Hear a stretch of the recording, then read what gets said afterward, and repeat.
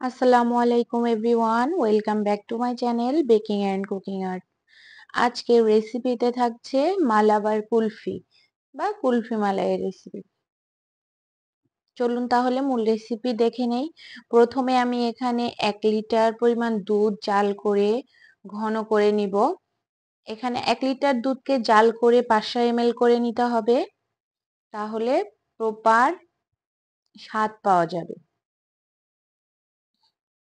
আরো যদি বেশি ঘন করে নেন তাহলে আরো ভালো লাগবে।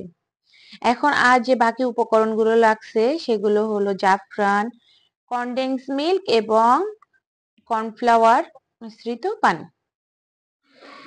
এখন জাফরান নিয়ে নিয়েছি 1 পিঞ্চের একটু কম, আপনাদের কাছে থাকলে দিবেন, না থাকলে দিবেন না। আর কনডেন্স মিল্ক নিয়ে নিয়েছি হাফ কাপের একটু কম। তারপরে আমরা কর্নফ্লাওয়ার নিয়ে নিয়েছি এখানে 12 গ্রাম পরিমাণ, 2 টিস্পুনের একটু বেশি, এবং 1 টেবিল স্পুন পানির সাথে মিশিয়ে নিয়েছি যেন দলা না বেঁধে যায়। এখন আমরা এই ঘন দুধের ভেতরে জাফরান, 4-5টা এলাচ, তারপরে কনডেন্স মিল্ক দিয়ে নেড়েচেড়ে নিব। তার কিছু সময় পরে আমরা কর্নফ্লাওয়ার মিশ্রিত পানিটা দিয়ে দিব। তারপর এখন আপনাদের স্বাদ অনুযায়ী চিনি দিবেন। আমি এখানে 3 টেবিল স্পুন চিনি দিয়েছি, আপনারা চাইলে কম কিংবা একটু বেশিও দিতে পারেন। স্বাদ অনুযায়ী চিনি দিয়ে নিবেন।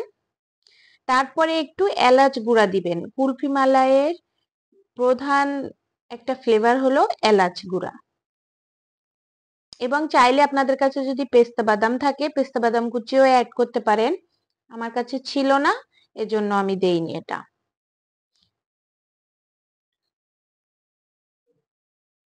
আপনারা যদি এভাবে এই রেসিপিটা ট্রাই করে দেখেন অবশ্যই ভালো লাগবে, অনেক সুন্দর স্বাদ হবে।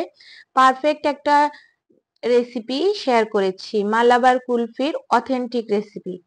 এটা আমি কোর্স করছিলাম, আইসক্রিমের কোর্স করছিলাম, সেই কোর্সে শিখানো।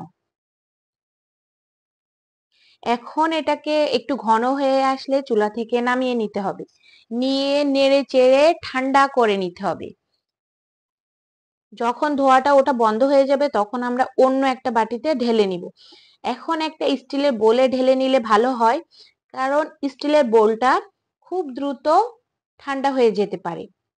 তারপর একটা র্যাপিং পেপার দিয়ে আমরা স্কিন টাচ করে এই দুধের মিশ্রণটা রেখে দিব ঢেকে। তারপর ঠান্ডা হয়ে গেলে আমরা সেকেন্ড স্টেপে চলে যাব। প্রথমে একটা বোলে আমরা হুইপ ক্রিম নিয়ে নিব 200 গ্রাম পরিমাণ।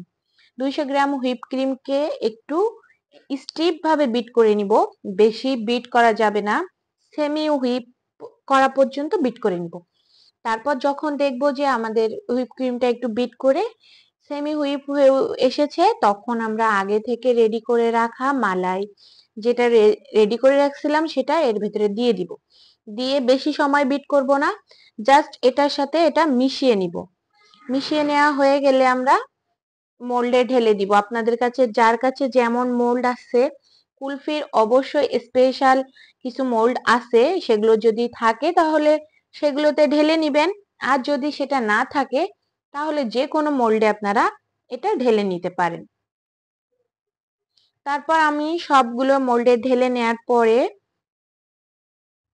এটাকে 8 থেকে 12 ঘন্টার জন্য আমরা ফ্রিজে রেখে দিব, ডিপ ফ্রিজে অবশ্যই।